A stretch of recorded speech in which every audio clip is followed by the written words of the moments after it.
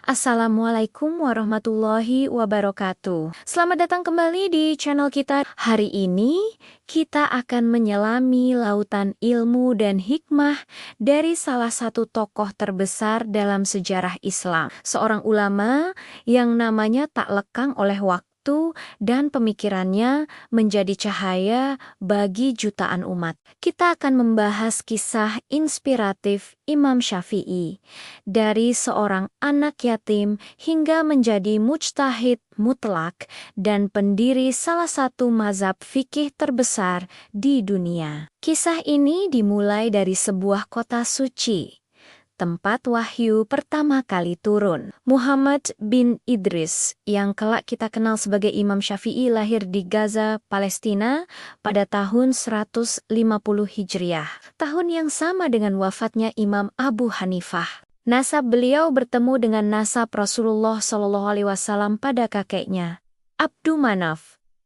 Sebuah garis keturunan yang mulia, yang seolah menandakan takdir besar yang menantinya. Namun, jalan hidupnya tidaklah mudah. Ayahnya wafat ketika beliau masih sangat kecil. Sang ibu yang tegar, seorang wanita yang visioner, memutuskan untuk membawanya pindah ke Mekah saat usianya baru 2 tahun. Beliau tahu, Mekah adalah pusat ilmu dan peradaban Islam.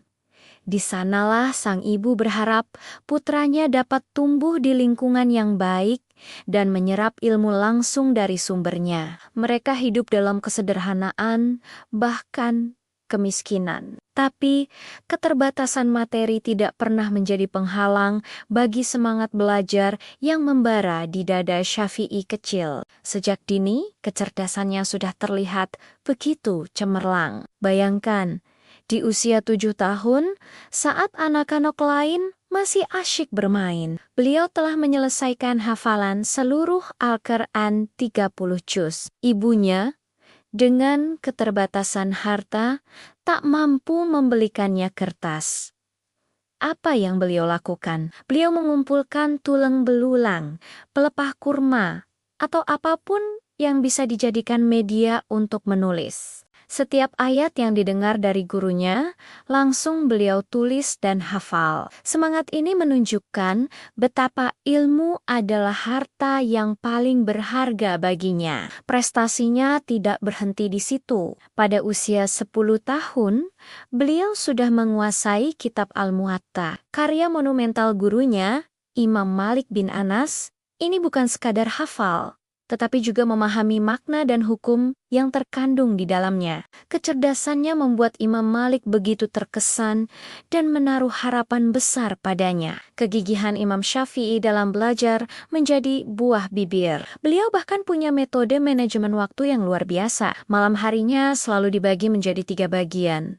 Sepertiga untuk menulis dan mengulang pelajaran, sepertiga untuk mendirikan salat malam, dan sepertiga sisanya untuk istirahat. Sebuah disiplin diri yang menunjukkan betapa setiap detik dalam hidupnya didedikasikan untuk ilmu dan ibadah. Perjalanan mencari ilmu atau rihlah ilmiah adalah bagian tak terpisahkan dari kehidupan para ulama salaf. Imam Syafi'i adalah contoh terbaiknya.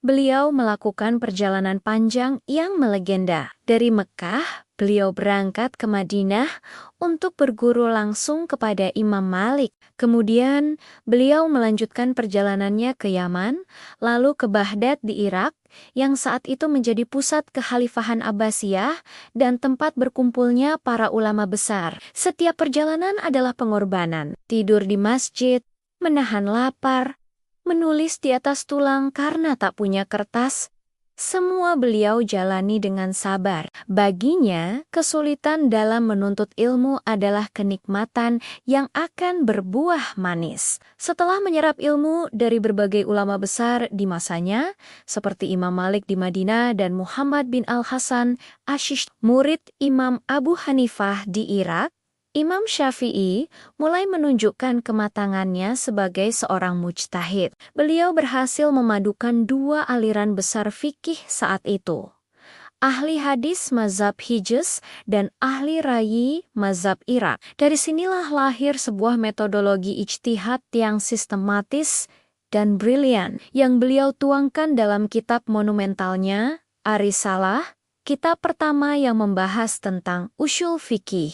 Kecerdasannya luar biasa, argumennya begitu kuat dan tajam, namun disampaikan dengan tutur kata yang santun dan lembut. Majelis ilmunya selalu dipenuhi oleh para murid yang haus akan ilmu. Dari sinilah lahir mazhab Syafi'i, sebuah bangunan fikih kokoh yang menjadi pedoman bagi jutaan umat Islam di seluruh dunia, terutama di Mesir, Suriah, dan mayoritas negara di Asia Tenggara, termasuk Indonesia. Imam Syafi'i wafat di Mesir pada malam Jumat, di akhir bulan Rajab tahun 204 Hijriah, dalam usia 54 tahun. Usia yang relatif singkat, namun warisan yang beliau tinggalkan abadi. Jasadnya mungkin telah tiada, tetapi ilmunya, karya-karyanya, dan semangatnya terus hidup, mengalir,